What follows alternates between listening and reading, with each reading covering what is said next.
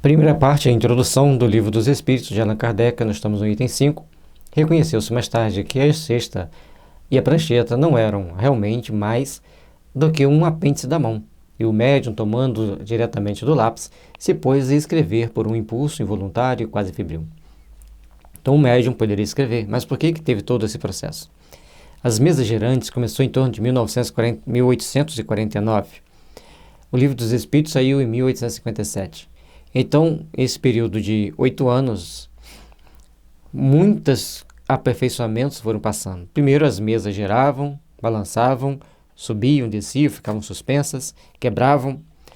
E um grupo mais seleto, que investigava com mais agudez, começou então a perceber que ela também podia responder. A ideia da mesa responder, por intermédio de pancadas, se difundiu. As pessoas faziam perguntas, a mesa respondia por pancadas, conforme convencionado, montando as palavras e até frases com as pancadas. Até que um grupo mais seleto, que queria estudar mais seriamente, então é sugerido a eles a prancheta. Por que o Espírito sugeriu a prancheta e não pegar a mão diretamente? Porque tinha que sedimentar as verdades. As pessoas tinham que ver as coisas acontecerem, a cesta escrever, mas a cesta está escrevendo. Quem que está fazendo a cesta escrever? Para depois, então, pegar a mão e escrever naturalmente. Ou seja, tudo foi um conjunto de fatores, um conjunto de dados que foram acontecendo para que lá na frente tivesse todo o processo aperfeiçoado, todo o processo como deveria ser.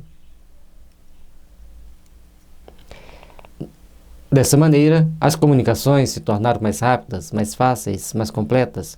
Hoje é esse o meio geralmente empregado e, com tanto mais razão, quanto o número de pessoas dotadas dessa aptidão é muito considerável e cresce todos os dias. Então, a psicografia passou a ser comum, o número de médiuns psicográficos passou a ser muito maior e passou a ser a mediunidade mais utilizada naquela época. Atualmente é a psicofonia. Quando se quer guardar a instrução dos espíritos, grava. Mas na maioria das nossas reuniões mediúnicas são de desenvolvimento ou de tratamento espiritual ou de desobsessão. Então, as mensagens normalmente são de desabafo. Não é para gravar, não é para fixar. Finalmente, a experiência deu a conhecer muitas outras variedades da faculdade mediadora, vindo-se a saber que as comunicações podiam igualmente ser transmitidas pela palavra, pela audição, pela visão, pelo tato, etc.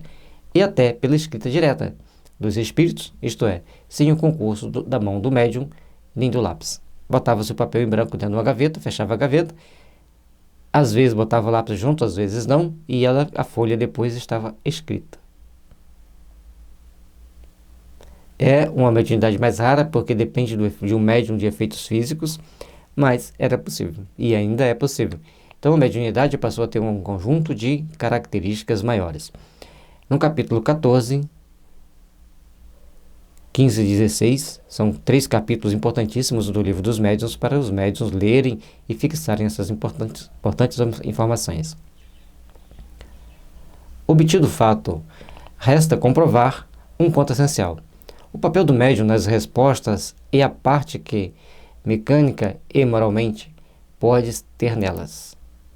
Das circunstâncias capitais que não escapariam a um observador atento, tornam possível resolver-se a questão. A primeira consiste no modo porque a cesta se move, sob a influência do médium, apenas lhe impondo os dedos sobre os bordos. Então a cesta se move, o médium chega, então, coloca os dedos sobre a prancheta e ela começa a escrever. Agora, com a mão, a pessoa pega o lápis e começa a escrever fluentemente. E agora temos a influência moral do médium, a influência se ela é mecânica, se ela é semimecânica, se tudo vai ter um conjunto de fatores que se somam. E aí a abordagem que o Kardec começa a fazer e as conclusões que ele chega são muito interessantes e importantes para entendermos as diferentes mediunidades e os diferentes resultados das mediunidades. O exame do fato demonstra a impossibilidade de um médium imprimir uma direção qualquer ao movimento daquele objeto. Essa impossibilidade se patenteia, sobretudo, quando 2 ou 3 pessoas colocam justamente as mãos sobre a cesta. Fora preciso, entre elas, uma concordância verdadeiramente fenomenal de movimentos.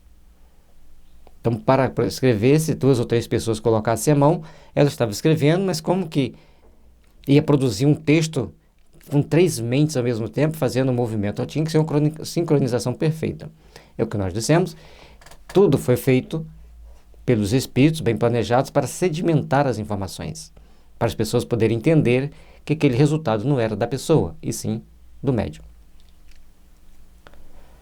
Fora preciso, demais, a concordância dos pensamentos para que se pudessem estar em acordo quanto à resposta a dar à questão formulada. Outro fato, não menos singular, ainda vem aumentar a dificuldade. É a mudança radical de caligrafia conforme o espírito, que se manifesta, reproduzindo-se a um determinado espírito todas as vezes que ele volta a escrever. Então não é só mudança de caligrafia, é que cada espírito tem a sua caligrafia e sempre que aquele espírito passa a mensagem, ela vem com as mesmas características, com os mesmos detalhes. E Kardec, muito observador, observava isso. Então já tinha um fator preponderante para acreditar-se naquelas cestas não era produto da manipulação da pessoa, e sim do espírito. Fora necessário, pois, que o médium se houvesse exercitado em dar à sua própria caligrafia 20 formas diferentes, e principalmente que pudesse lembrar-se da que corresponde a tal ou tal espírito. A partir do momento que a caligrafia fica muito perfeita, então se o médium, para ele estar falsificando, ele tinha que lembrar toda vez, agora o Osório vai passar a mensagem, então a letra é assim, agora é a Maria, a letra é mais desenhada, agora é a Josefina, a letra é mais inclinada. Então o médium tinha que lembrar de muitos detalhes para manter aquela letra. Quando o médium muda a letra, não vamos querer que todos os médiums mudem de letra, não. A segunda circunstância resulta da natureza mesma da resposta que, as mais das vezes, especialmente quando se ventilam questões abstratas e científicas, estão notoriamente fora do campo dos conhecimentos e, a miúde, do alcance intelectual do médium, que, além disso, como de ordinário sucede, não tem consciência do que se escreve debaixo dessa influência. Então, o médium, ele está lá escrevendo, produz um texto que vai acima da sua capacidade, com respostas totalmente diferentes daquilo que se esperava, inclusive pelo médium, e ele sente que tem uma consciência agindo em sua consciência para que ele escreva, e ele não tem consciência do que está escrevendo. Esse é o médium mecânico. Mas a maioria dos médiums ficam meio inconscientes quando estão escrevendo ou falando. Então, essas comunicações, essas mensagens, elas foram muito bem observadas que elas sofriam modificações. Elas passavam por determinadas circunstâncias que mostravam os aspectos do médium, mostravam os aspectos daquela pessoa naquele momento. Certo? Que, na realidade, naquele momento da comunicação, não era a pessoa médium, era a pessoa que estava usando do médium para passar a mensagem. A pessoa que eu digo, o espírito.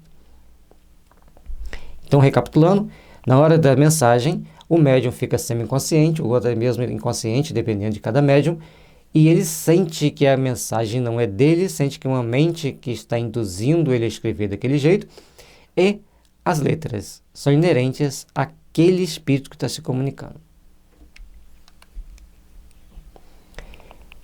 Que frequentemente não entende ou não compreende a questão proposta, pois que esta ou pode ser no idioma que ele desconheça, ou mesmo mentalmente, podendo a resposta ser dada neste idioma. Enfim, acontece muito escrever a cesta espontaneamente, sem que se haja feito pergunta alguma sobre um assunto qualquer, inteiramente inesperado. Quantos detalhes importantes! Então, as letras iam sendo produzidas de acordo com um conjunto de situações e as respostas eram acima da capacidade do médium. Às vezes, a pergunta era feita no idioma que o médium desconhecia, a resposta era exata naquele mesmo idioma ou em outro idioma. E o outro fator é que às vezes a cesta escrevia naturalmente, sem as perguntas serem feitas, ainda na cesta. Em certos casos, as respostas revelam tal cunho de sabedoria e profundeza e de oportunidade, exprimem pensamentos tão elevados, tão sublimes, que não podem emanar senão de uma inteligência superior, impregnada da mais pura moralidade. De outras vezes, são tão levianas, tão frívolas, tão triviais, que a razão recusa admitir, derivem da mesma fonte. A resposta às vezes é tão retrógrada, tão desagradável, tão chula, que não dá para vir da mesma fonte que fez uma resposta com pensamentos elevados. Então, fique bem gravado que os médiuns não são obrigados a receber sempre mensagens dos espíritos superiores, dos espíritos bons. Eles recebem mensagem dos espíritos que precisam passar a mensagem ou que têm autorização para passar a mensagem. Agora, interpretar essa mensagem e saber tomar a decisão compatível com a necessidade daquele espírito naquele momento é fundamental. Tal diversidade de linguagem não se pode explicar senão pela diversidade das inteligências que se manifestam. E essas inteligências estão na humanidade ou fora da humanidade. Este é o ponto de esclarecer-se e cuja a explicação se encontra completa nesta obra, como aderam os próprios espíritos. Então, de onde vêm esses espíritos? São da humanidade ou são fora da humanidade? Ao longo do estudo, nós vamos ver que tem de tudo. De acordo com a necessidade do grupo, de acordo com a necessidade do espírito, vêm-se as comunicações. Expôs efeitos patentes que se produzem fora dos círculos habitual das nossas observações, que não ocorrem misteriosamente, mas ao contrário à luz meridiana, que toda gente pode ver e comprovar, que não constituem privilégio de um único indivíduo e que milhares de pessoas repetem todos os dias. Então era um fato, as comunicações mediúnicas sobre esse prisma, sobre essa forma de receber, várias e várias pessoas, como ele diz ali, milhares recebiam todos os dias. Então eram muitas comunicações, as pessoas usavam desse recurso da forma que lhe aprazia, ou seja, se muita gente recebia do mesmo jeito, mensagens importantes e úteis, é porque tinha algo mais. O motivo do estudo é qual é esse algo mais e como esse algo mais se produz. Esses efeitos têm necessariamente uma causa e, do momento que denotam a ação de uma inteligência, de uma vontade, saem do domínio puramente físico. Então, chega um momento que a cesta escreve, mas a cesta não tem inteligência, então não é o físico cesta que dá a inteligência que dá a resposta, é algo muito mais transcendente, é algo muito maior que está por trás e é objeto do estudo de Kardec. E ele foi estudando, produziu o Livro dos Espíritos com 1019 perguntas, 1019 respostas, o Livro dos Médiuns com 352 tópicos, o Evangelho com 28 capítulos, e mais a Gênese e o Céu e o Inferno. Muitas teorias foram engendradas a este respeito. Examiná-la-emos dentro em pouco e veremos se são capazes de oferecer a explicação de todos os fatos que se observam. Admitamos, enquanto não chegamos até lá, a existência de seres distintos dos humanos, pois que esta é a explicação ministrada pelas inteligências que se manifestam. E vejamos o que eles nos dizem. Então, aquelas inteligências que já estavam colocando as informações para o Kardec, mostrava a realidade do mundo dos espíritos. Toda a teoria que ele desenvolve, que ele pauta, é diferente de todas as anteriores, de todas as outras. Muita paz, que Jesus nos ilumine e nos abençoe, e nos dê força para continuarmos nossos estudos e podendo continuar compartilhando com vocês essas explicações, essa leitura, que certamente nos ajudará a todos no nosso aperfeiçoamento, na nossa melhoria. Que Jesus nos abençoe e nos ilumine.